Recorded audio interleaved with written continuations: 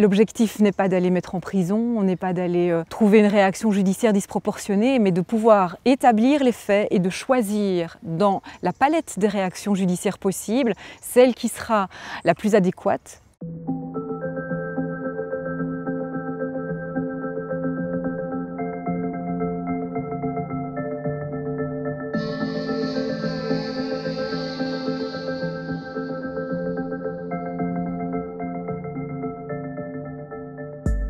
La comparution devant un juge ou la condamnation devant un juge, c'est pour moi un constat d'échec. Je privilégie l'approche graduelle.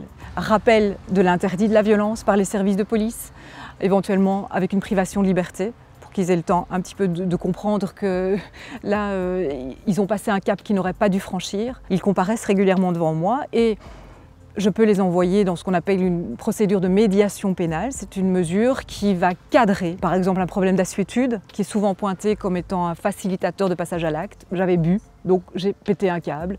Dépôt mensuel d'analyse sanguine. Si celles-ci ne sont pas bonnes, on va lui imposer d'avoir un suivi médical et thérapeutique. Et systématiquement, un programme de responsabilisation pour les auteurs de violences conjugales, Praxis étant la Rolls-Royce des formations, parce que le principal problème est qu'ils justifient toujours leur violence. L'exercice de la violence, ce n'est pas une perte de contrôle, c'est une prise de contrôle sur l'autre.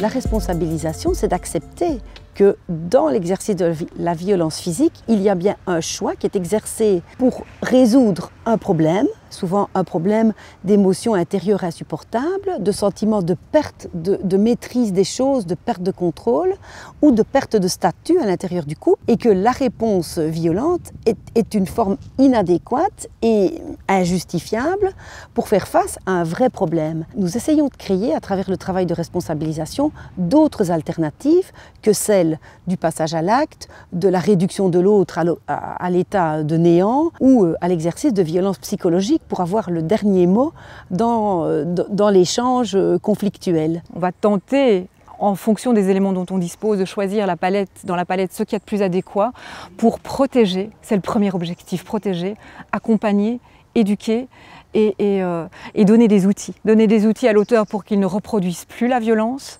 donner des outils à la victime pour qu'elle puisse aussi se protéger de cette violence. L'objectif n'est pas que le couple se sépare s'il ne veut pas se séparer, mais en tout cas qu'ils aient l'un et l'autre suffisamment d'outils pour pouvoir parer à la violence si elle devait se reproduire. Notre objectif, c'est que chacun reconnaisse la part qui lui appartient dans la commission des faits de violence sur les enfants, sur la compagne ou sur l'ex-compagne. Et donc ça prend du temps. C'est un travail de patience, c'est un travail parfois un peu ciselé et certains se l'approprieront difficilement, mais d'autres vont vraiment rentrer dans ce dispositif qui est proposé comme une chance de faire changer quelque chose dans leur vie et de faire changer quelque chose dans la vie de leur famille.